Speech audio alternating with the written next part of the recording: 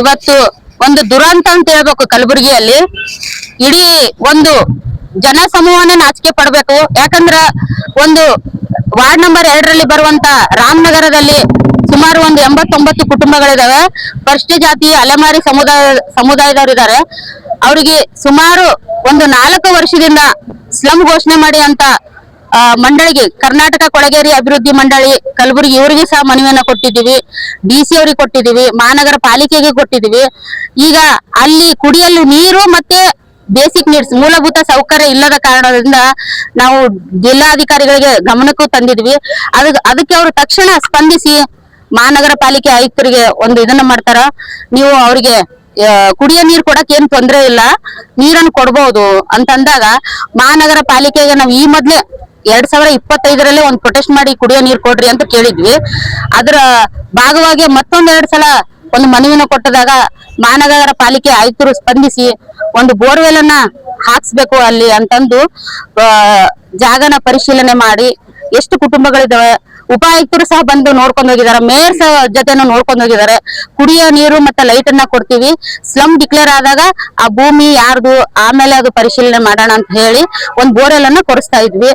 400 feet ಆದ ತಕ್ಷಣ borewell ನೀರ್ ಹತ್ಲಿಲ್ಲ, ಇನ್ನೊಂದು ಕೊಟ್ರು. ಪಾಪ ಆಯುಕ್ತರು ಏನಂದ್ರು, ನಾವು ಜನರಿಗೆ ನಾವಿರೋದೇ ಜನರ ಸಲುವಾಗಿ ಇನ್ನೊಂದು ಬೋರ್ವೆಲ್ ಕೊಡ್ತೀವಿ ಅಂತ ಕೊಟ್ಟಾಗ ಮತ್ತೆ ಗ್ರಾಮೀಣ ಪೊಲೀಸರು ರಾತ್ರಿ 8 ಗಂಟೆಗೆ ಬಂದು ಫುಡ್ ಆಫೀಸರ್ ಏನು DM ಅಂತ ಹೇಳ್ಕೊತಾ ಇದಾರೆ ಸಿದ್ದಮ್ಮ ಅವರು, ಅವ್ರ ಜೊತೆ ಬಂದು ಈ ಜಾಗ ನಂದು ಈ ಜಾಗನ ಎಲ್ರನ್ನು ಖಾಲಿ ಮಾಡಿಸ್ತೀನಿ, ಒಂದು ಕೆಟ್ಟ ಅವ್ಯಕ್ತ ಶಬ್ದಗಳಿಂದ ಪೊಲೀಸರು ಅವ್ರಿಗೆ ಸಾಥ್ ಕೊಟ್ಟು ಮತ್ತೆ ಆ ಬೋರ್ವೆಲ್ ಅನ್ನ ನಿಲ್ಲಿಸಿದ್ರು. ನಾವಂದ್ವಿ ನಾವು ಸ್ವಂತ ಆಗ್ತಾ ಇಲ್ಲ, ಮಹಾನಗರ ಪಾಲಿಕೆಯಿಂದ ಆಗ್ತಾ ಇದೀವಿ.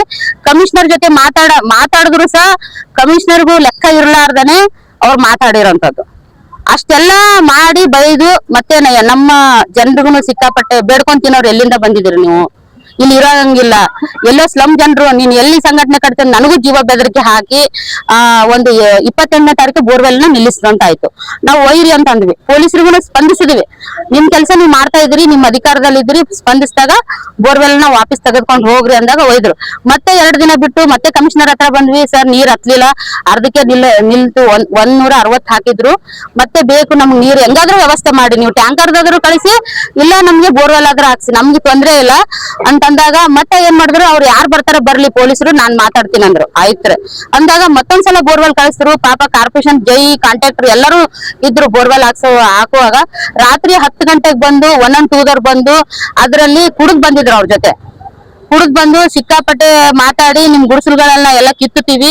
ನಾನು PSI ಬಂದರು, PSI ಸ್ಪಂದಿಸಿದ್ವಿ, ಲಿಖಿತವಾಗಿ ಕೇಳಿದ್ರು, ಸರ್ ಲಿಖಿತವಾಗಿ ನಮ್ಮ ಹತ್ರ ಇಲ್ಲ, ಅವ್ರು ಓರಲ್ ಆಗಿ ಹೇಳಿದ್ರು, ಜೈ ಇದಾರೆ ಕಾರ್ಪೊರೇಷನ್ ಜೈ, ಅವ್ರಿಗೆ ಮಾತಾಡ್ರಿ ಅಂತ ಹೇಳಿದ್ವಿ.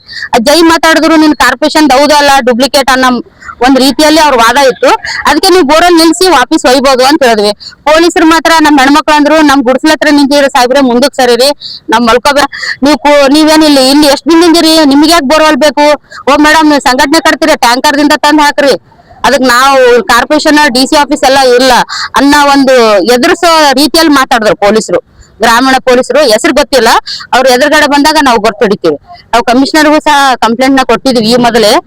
ಈ 1 and 2 ಇರೋದು ಜನಸಾಮಾನ್ಯರ ಸಲುವಾಗ ಏನು ದುಡ್ಡು ಇದ್ದವ್ರ ಸಲುವಾಗ ಅಂತ ಗೊತ್ತಾಗ್ತಾ ಇಲ್ಲ. ನಾವು ಕುಡಿಯೋ ನೀರು ಮತ್ತೆ ರಸ್ತೆ ಚರಂಡಿನ ಕಾರ್ಪೊರೇಷನ್ ಕೇಳಕ್ ತಪ್ಪ, DC ಅವ್ರಿಗೆ ಕೇಳಕ್ ತಪ್ಪ.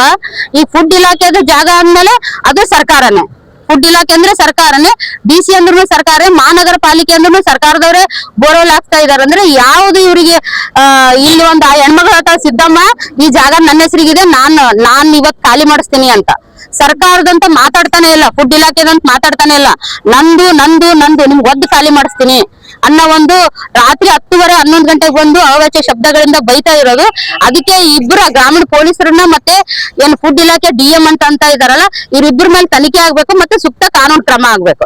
ಆಗದೆ ಇದ್ರೆ ಇನ್ನು ಮುಂದಿನ ದಿನಗಳಲ್ಲಿ ಇಲ್ಲೇ ನಾವು ಉಪವಾಸ ಸತ್ಯಾಗ್ರಹ ಮಾಡ್ತೀವಿ. ಇದು ಬರೇ ಒಂದು ರಾಮನಗರ ಸ್ಲಮ್ ಇಂದ ಸೇರಿರೋಂತ ಜನರಷ್ಟೇ, ಬೇರೆ ಸ್ಲಮ್ ಅವ್ರು ಯಾರು ಸೇರಿಲ್ಲ. ಯಾಕಂದ್ರೆ ಸಮಸ್ಯೆ ಅಲ್ಲಿಂದ ಸ್ಟಾರ್ಟ್ ಆಗಿರೋದ್ಮೇಲೆ ಅಲ್ಲಿ ಜನರೇ ಸೇರ್ತಾ ಇದೀವಿ.